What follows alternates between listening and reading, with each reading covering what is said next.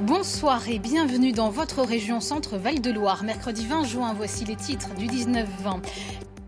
Et puis Vendôme accueillait tout à l'heure le championnat de France de Rubik's Cube. Des scolaires venus de toute la France se sont affrontés dans la salle du Minotaure. La compétition à suivre dans ce journal. Je vous le disais en titre, Vendôme accueillait tout à l'heure le championnat de France de Rubik's Cube. Des scolaires venus de toute la France se sont affrontés dans la salle du Minotaure. Mélanie Trachler et Sana Asnaoui ont suivi la compétition pour nous. 4 secondes 22, c'est le record du monde de Rubik's Cube. Ici, la plupart des élèves le réalisent en moins d'1 minute. Maëlys est en CE1, elle a un secret. C'est tout simple, il faut déjà s'entraîner, il faut apprendre comment faire le cube, il faut s'entraîner.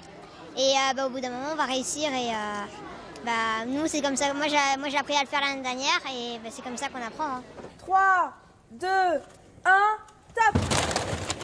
6 équipes s'affrontent. En moins de 2 minutes, elles posent 50 Rubik's Cube sur la table. Sébastien Spring a emmené ses meilleurs recrues. Il participe depuis 5 ans au championnat de France par équipe. Cette fois, il compte bien arriver dans le top 4. Là, on a fait vraiment les 10 meilleurs en fait, des 50 élèves sont chefs d'équipe et doivent s'occuper d'un petit groupe de 4 élèves derrière.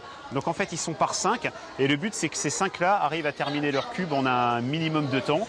On a le capitaine qui va visualiser, qui va regarder un petit peu comment ça fonctionne. Et puis, on a des plus grands qui vont placer les cubes et vérifier que les cubes sont bien posés une fois terminés. Concentration, dextérité, manipuler un Rubik's Cube chaque jour apprend aussi la rigueur. Les élèves du lycée Jules Ferry d'Hermont progressent d'année en année. Ils ont une stratégie, ils appliquent la méthode Friedrich. Pour descendre sous les 30 secondes, il faut étoffer son jeu en apprenant beaucoup d'algorithmes. Et là, il y a une dame très célèbre aujourd'hui qui s'appelle Madame Friedrich, une universitaire américaine, qui a mis au point une méthode avec une centaine d'algorithmes. C'est la méthode Friedrich. 100 algorithmes à apprendre. On a quelques élèves qui font ce travail-là, un travail assez intense, assez volumineux, et qui passe sous les 30 secondes, qui passe sous les 20 secondes. Le casse-tête à 6 faces compte 43 milliards de combinaisons. Ici, il détrône les consoles vidéo pour le plus grand plaisir des parents. Et au terme de la compétition, c'est l'équipe d'Hermont dans le 95 qui l'a emporté. Le département du Cher arrive 5e comme l'an passé.